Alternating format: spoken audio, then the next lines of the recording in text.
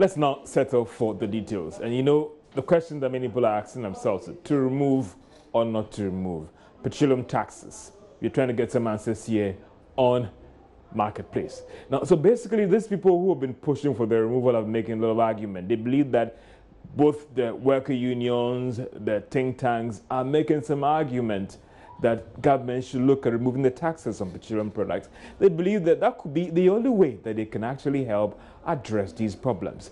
Earlier on, we tried to engage the person who's leading this whole demonstration, that is Duncan Amoah, and this is what he had to say. The only reason people with jobs to do will do a Wednesday walk is something that is hitting their pockets. Our interest is our pockets. And so if the pockets are getting emaciated and depreciated by the day because of increasing fuel prices, then there is every need to be worried. The NPA would say it has done something, but the question is it enough? Have we seen the NPA's intervention bring down fuel prices? Well, they say from November 2017, for instance, to now, I mean, price of fuel, has increased at the international market, cumulatively from 15% to about 17%, we are told. Clearly, they are doing something. So are the taxes also increasing, and that is where our problem lies. The more international prices go up, the more you realize that the taxes are also increasing. One of the taxes called special petroleum tax, which we have had on several occasions to complain about. When international market prices or ex-refinery price goes up, then SPT also goes up. And so there's a double dose, of punishment to our pockets each time world market prices go up. Why would the NPA not talk about the taxes? It cleverly dodged that aspect, and that is the only reason. Why are you also not talking about the price stabilization interventions? It has not done enough. Yesterday, prices went up. And so if the NPA's intervention is doing anything positive, we should feel it at the pumps. But you're saying that prices went up at the pumps yesterday, but the argument has also been that not all the OMCs, the oil marketing companies, have increased prices, at the pumps. I mean, in fact, there are some of them who have not increased prices at all. That is one of the excuses they use. Every now and then when fuel prices go up, they will tell you not everybody, but generally, if it has gone up across the major OMCs, where over 80% of Ghanaians are buying their products, and you tell Ghanaians it is not gone up, then you are being disingenuous. They should be truthful to the facts on the ground. That is the only time they may be able to look at the solutions we are proffering. We want some of the taxes to come down immediately. It is the only way we would see fuel prices either stabilize or drop. But at current tax levels of over 88% percentage on ex-refinery price, what we are seeing is that the phenomenon will continue even into February, into March, into April. And we are saying that enough is enough. We cannot continue. So that was Duncan Amoah actually sharing his thoughts about why he believes that the taxes should actually be removed. So what about other players in this industry? One cannot forget about those who bring in the product, that is the bulk oil distribution companies. And Senor, he's the chief executive. He's also been explaining to us how bad these taxes are affecting the operations. There's only so much that government can do about prices, mainly the taxes. So if it has failed to hedge, to take income not against the actual product supply, but actually against its tax income, the main thing it has to now look is to review its taxes. We have the special petroleum tax, which definitely has to be reviewed. The special petroleum tax has an ad valorem structure. So the higher the world market prices, or the worse the exchange rate becomes, the higher the special petroleum tax you pay. So it means you punish consumers on two different levels, all right? And it's not an ideal situation. You should rather look at having a specific tax. You have a specific tax. So even when the prices go higher, people still pay the same amount, okay? To make matters worse, with a special petroleum tax, you are creating an opportunity for transfer pricing. So people own BDCs and they also own OMCs. BDCs sell to OMCs. The special petroleum price is charged based on the BDC price, ex-depot price, okay, or the total ex-depot price. Now, when your total ex-depot price, you invoice your own self low, you charge much lower. When you charge much lower, because government is thinking it's supposed to be higher, it means that you'll be making abnormal and unfair profits at the expense of the consumer. So that was Senye Hosi. He's the chief executive of the Chamber of Bulk Distributors. They actually bring in those fine petroleum products that is sold to you at the service station. So we've been engaging some government officials and about the feasibility of this. And they are telling us that as we speak right now, it wouldn't be possible for government to review these taxes. If you go through the build-up, there are about 9 taxes on it. And the challenge here is that government thinks that its current revenue position will make it actually feasible for them to take off the taxes. So it looks like for now, maybe we have to bear with this one for a while before government actually going on, maybe take a decision about whether some of these taxes can be removed or not. For now, you may have to bear that for now. We also engaged some economists and they're arguing that, listen, if government should actually take off some of the taxes, it could have a serious implication on its revenue position, since revenue didn't do well last year, and as we speak, revenue is still yet to pick up. So it's good to demonstrate, but it looks like for a while or for now, those taxes might not be taken off, looking at what we have picked up from sources that are close to government. So let's do transport fares. And the various transport unions have begun the necessary processes that could lead to the increase of transport fares. Now, this is what we have picked up, that is Joy Business here, from persons who actually work or look into these adjustments. The following report brings out some of these issues that are being considered. Joy Business is learning that the various transport unions, including the Ghana Private Road Transport Union, GPRTU, and the Ghana Road Transport Coordinating Council, have all engaged external parties individually to look into what could be the right level of increase in the transport fares, and also whether the current adjustment in various variables that influences transport fares actually warrant an increase in the fares. Sources say all these parties may finish their work before this weekend for the crucial meeting with the Transport Ministry next week, where that approval could be given on increasing transport fares. Some analysts fear any significant increase in transport fares could impact negatively on the economy. So you might have to brace for yourself for any hikes in transport fares. That is, if all these independent actors that are working on the review recommend to the Transport Ministry that transport fares should actually go up by next week, depending on what they'll put to the table, well, you may have to brace yourself for some adjustments in transport fares. Well, let's move away from petroleum transport fares to the State of the Nation address, because this Thursday, the economist will say, all other things being equal, the president will appear before Parliament to tell us what is the state of the nation. Well, ahead of this presentation, we're also trying to look at the state of the health sector when it comes to funding. If you've been following a series of reports that we have been doing, we're doing a lot of analysis on the various sectors of the economy ahead of this presentation. So my colleague Karen Dodo has been exploring the state of funding the health sector, especially when it comes to health insurance in the country. Watch it. The National Health Insurance Scheme, since its launch in 2004, has had its share of ups and downs. This is due to some challenges facing the National Health Insurance Authority, which makes it impossible for quality healthcare delivery. With over 11 million subscribers under the scheme, we find out what can be done to improve the service. The National Health Insurance Scheme, which was intended to provide financial coverage for basic medical needs in the country, is gradually drowning in debt.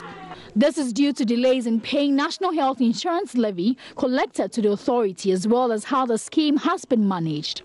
This has affected a lot of health institutions in the country, with some moving to the cash and carry system. According to the National Health Insurance Authority, its debt position now stands at 500,000 Ghana cedis after some significant reduction over the year. Some subscribers under the scheme believe that a lot more needs to be done to improve services offered.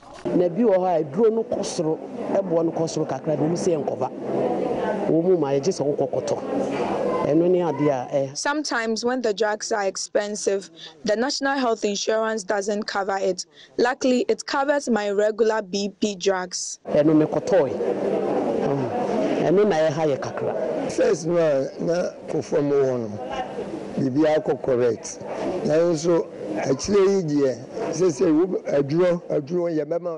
During the Kufuor administration, the scheme was working well. Now, I usually buy most of the drugs prescribed by the doctor. I don't necessarily me hammy. I was a minka because I drew on Dr. Beltram as a quaji. The Bemom, you be near churches, would you be your koto? Currently, there are about 11.4 million subscribers under the scheme, each person entitled to a service cover of $30 per year. This is, however, below the international minimum limit by the World Health Organization as $84 a year per person. Main source of financing for the National Health Insurance is 2.5% from both SSNIT and VAT. Chief Executive of the authority, Dr. Samuel Ano, has been talking about how funding for the scheme can be improved. We're calling on government to try and possibly increase the percentage of VAT they are receiving, the 2.5% government is giving us, to increase it to 3.5%. Well, for some analysts, a more sustainable arrangement should be instituted to deal with dwindling funding for insurances in the country. Well, let's wait till Thursday and see what the president will say about this. Reporting for Joy Business, Karen Dodu.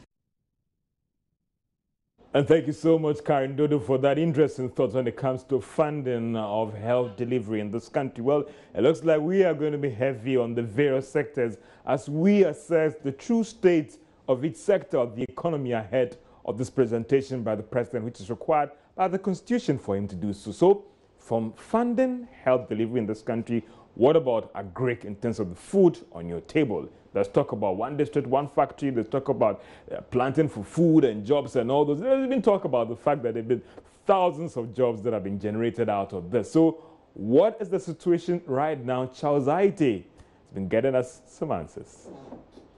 Peasant farmers here at the irrigation scheme of Ashaiman are raising key concerns. They say they've been marginalized, whereas specific implementations regarding the Planting for Food and Jobs remain a mystery to most of them. We're currently here. We shall be speaking to one such peasant farmer who's called Uncle Ken, a 74-year-old farmer who's been in this business for over 50 years now. What are his concerns? What exactly is he expecting from the State of the Nation's address? We shall be getting answers from him.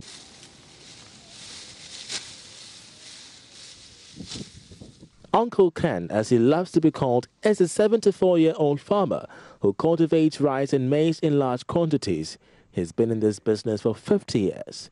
To him, the Planting for Food and Jobs initiative has yielded less of an impact on peasant farmers, especially those in the urban zones. We peasant farmers, we are being marginalized. Yes. Why is that? Because if we need something, you struggle before we get it, or you shout before you get it. They will not give it to you as you yourself you want it, but you have to shout. Ahead of the State of the Nation's address, Uncle Ken expects a clear-cut direction on the fate of irrigation-led farming in the urban zones. The Planting for Food and Job program is laudable, and I first thank the government for taking that step. But we face so many challenges. One, the distribution of inputs comes in late, you see. So for me, I think they targeted those who are working on farming on the upland by rain-fed farmers. But we are irrigation farmers. Even the rain-fed to the arrival of the inputs, they arrive late. So they find it very difficult. Right? Yes, this is the army one. So how severe is it here? The day one, but this one I don't plenty, but here it is small. Joy Business also spoke to a small-scale maize farmer, Emmanuel Ati, who's been a victim to the armyworm invasion which ravaged several farmlands in the country. He tells Joy Business that peasant farmers are expecting the president to address the non-availability of capital to small-scale farmers. We need help. We need help, especially some money from to buying the insecticide for the farms. We need money. We farmers, we need money for the farm. We need money. We get money, we will do different types of this thing. But Planting for Food Job, now it comes, so we don't know how far we will do. So we wait. The concerns of these peasant farmers could be replicated across various farmlands in the country, especially when most challenges they face is a mixture of the right supply of resources coupled with the lack of a ready market. For Joy Business, Charles Aite reporting. Indeed, interesting thoughts there with respect to the state of the agri sector and what they are actually looking for. This is Marketplace as we look at all those top business issues, including demonstration about the fact that taxes on petroleum products should be taken away and what industry experts are also saying. Let's take a small commercial break and we'll be right back.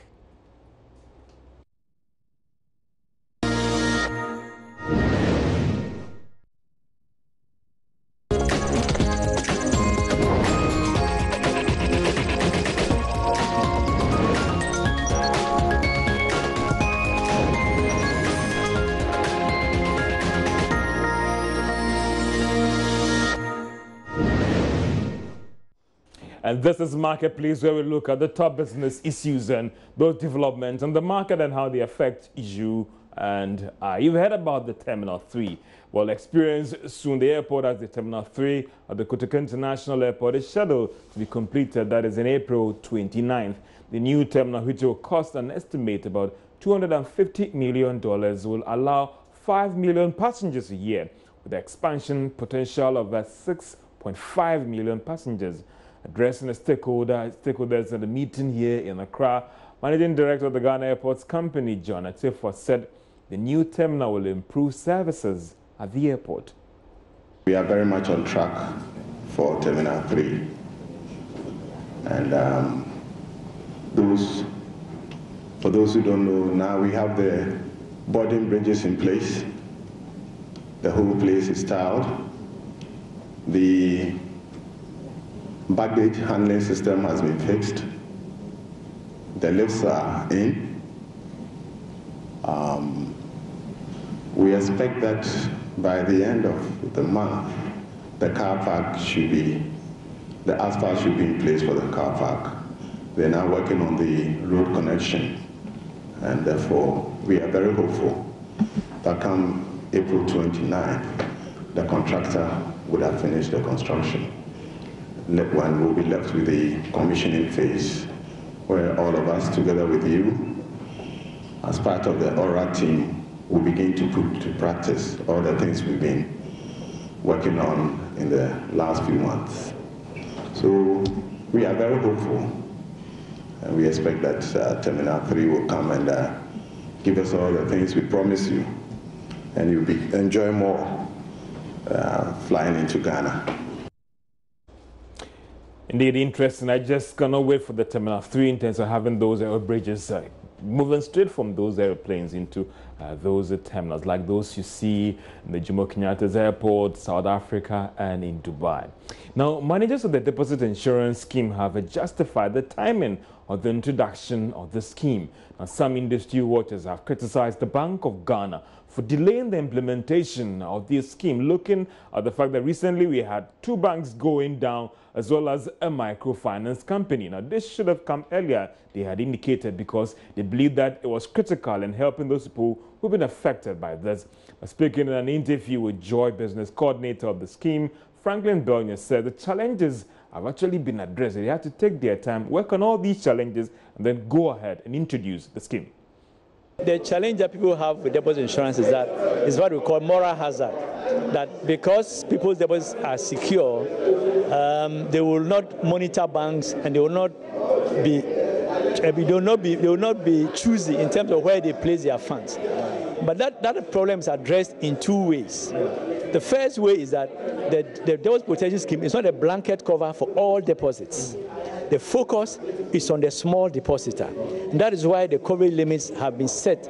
So for a bank customer, the limit is 6,250. Whereas for an SDI or the other institutions, deposit institutions, the limit is 1,250. You agree that this is not the typical bank account. The focus is on the small segment of the market. It means that those who have bigger amounts in the bank still have to monitor the banks. They still have to pick and choose where they leave their banks. And that's why prudential oversight is also very important in ensuring this. But this is just a way of ensuring that if for some reason a bank goes under, at least a small saver, the person in the market, the person on the street who has put his 100 or 200 or it's 1,000 cedis in the savings and loans company doesn't lose his money, that he gets it. So the protection is focused on the lower end of the market and not on the entire banking system. So that issue about people maybe not, thinking that, oh, my money is safe in the bank and therefore I can do what I like, is not entirely true. Franklin Belnya is the guy who's supposed to coordinate all the affairs when it comes to this deposit insurance scheme. And for those who are there, if you're worried about the cost, we understand that the commercial banks, so that the other financial institutions will actually be contributing to the fund and wouldn't be coming from your deposits. Well, we're looking forward to more carriers in the domestic sector. And recently, you understand that the Black Stars captain Asamoah Gyan got the license to operate a domestic carrier or an airline that could be doing cargo operations as well. Well, what we understand from the Deputy Minister of Aviation is that all other things being equal, this year that airline could start operations.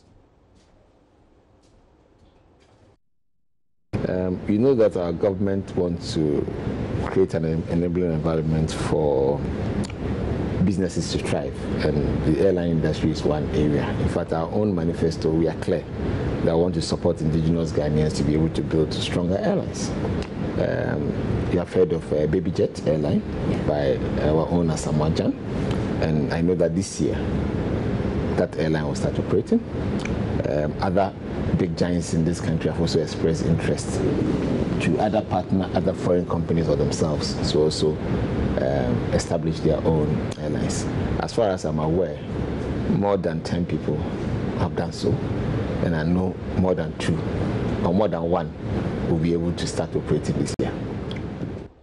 And that was the Deputy Minister of Aviation giving us that news about their plans for the sector and what they are doing. It will be a good time to take a break. I will get back to you with more stuff on Marketplace.